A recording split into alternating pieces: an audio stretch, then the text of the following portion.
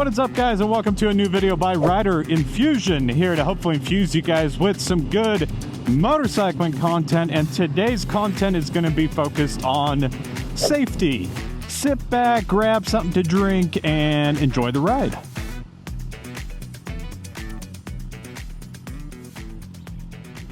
Watching my mirrors as per usual to make sure that whoever is coming up behind me, that they're actually slowing down.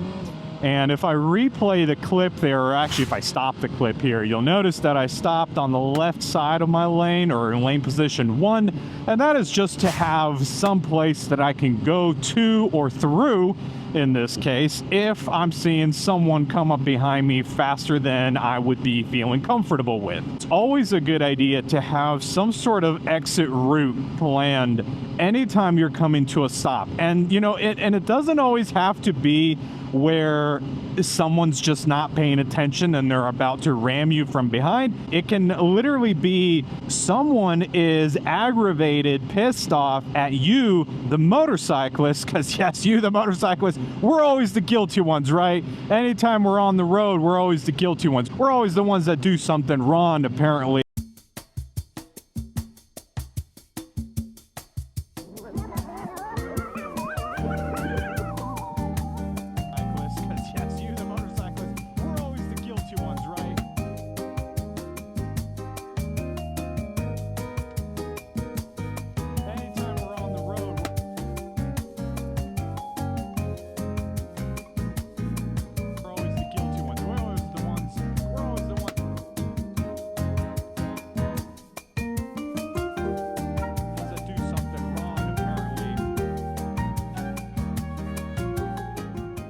From what cagers think of us. If you were, riding the roads, right, and you cut someone off, or so someone thought you did, and you pull up to a red light, or you pull up, to some sort of congestion on the road, it's always a good idea to be in a place where you can essentially get away from a threat if you have to. So all that being said, the threat doesn't have to be that someone's just distracted. The threat can literally be someone's pissed off at you for what you did to them 2 minutes ago or 30 seconds ago. You never know, right? Because there are some crazy drivers out there in the world, and we got to watch for them, pay attention to them, and be careful around them.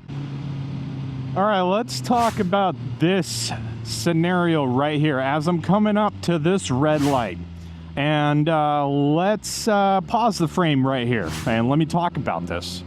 So there is no one ahead of me, right? So I'd be the first one pulling up to the red light.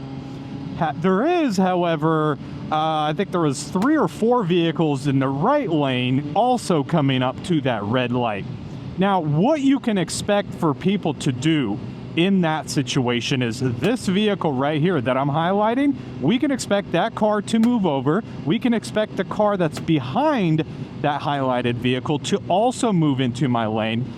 And you have to be ready for that. You have to be ready for people to move into whichever lane that is moving faster. So if you're in a lane that's moving faster, you can expect people to move into that lane. Now, what I could have had done in that situation is I could have moved a little bit further away from the vehicles in case, anybody decides to just jolt into my lane. But really, for me, in that exact situation, based on my speed, based on me knowing the bike well, I knew that I had plenty of time to just, come to a stop, swerve away if I have to. It's one thing when you ride and something happens that you just don't at all expect, right? The way you react to those situations is completely different from when you're riding and something happens that you were expecting to happen, right?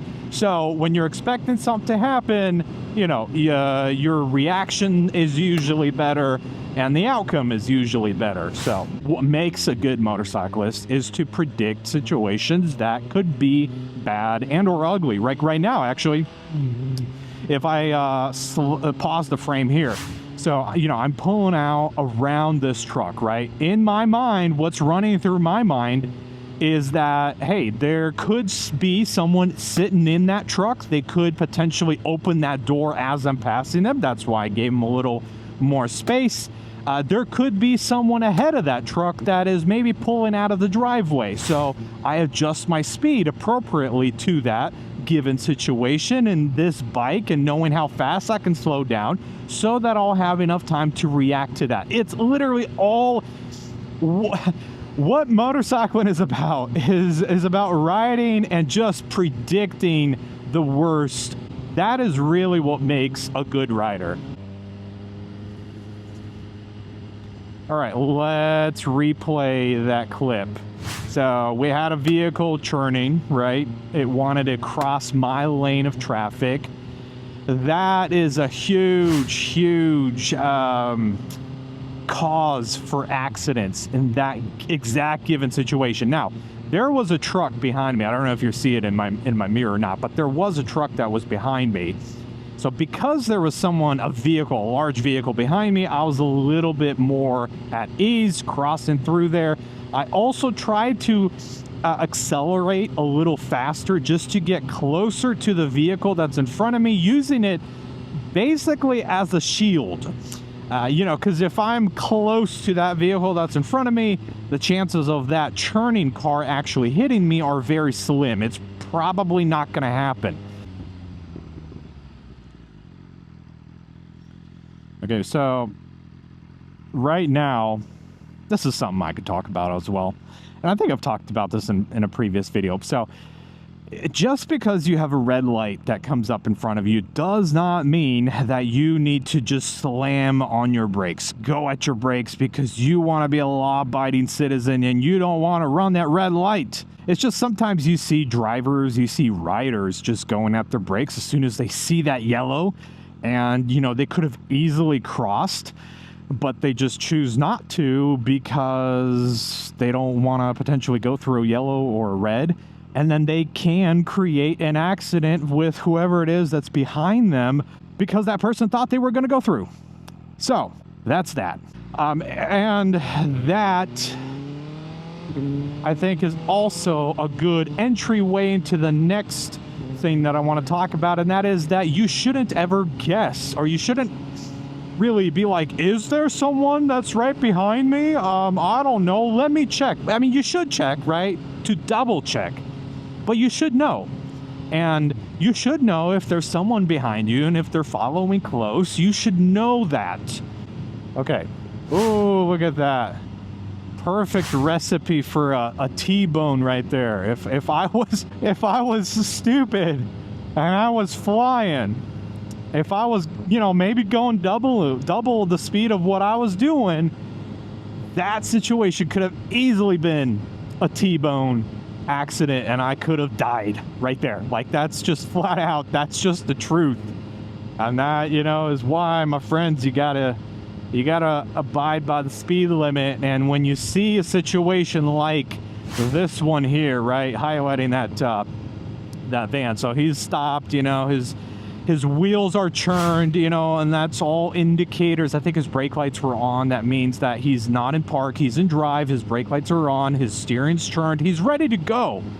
And I'm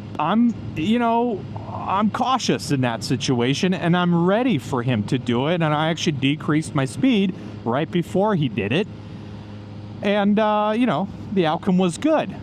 But if you were doubling the speed, going fast, going reckless, that situation right there, boom, your whole life could just end right there and then because of something so stupid like that. All right, y'all, I hope you've enjoyed this video, and I hope you're going to walk away from this video by just, I don't know, maybe enjoying the ride that I've been on, maybe learning something new. But if you did like the video, please give it a like and support the channel. If you're not subscribed and you want to see more videos like this one, consider subscribing, and that way you'll keep up to date on the weekly videos that I'll be posting. I'm going to keep on riding, a ride back home, and I'll see you guys on the next video next week. Peace. Ride safe.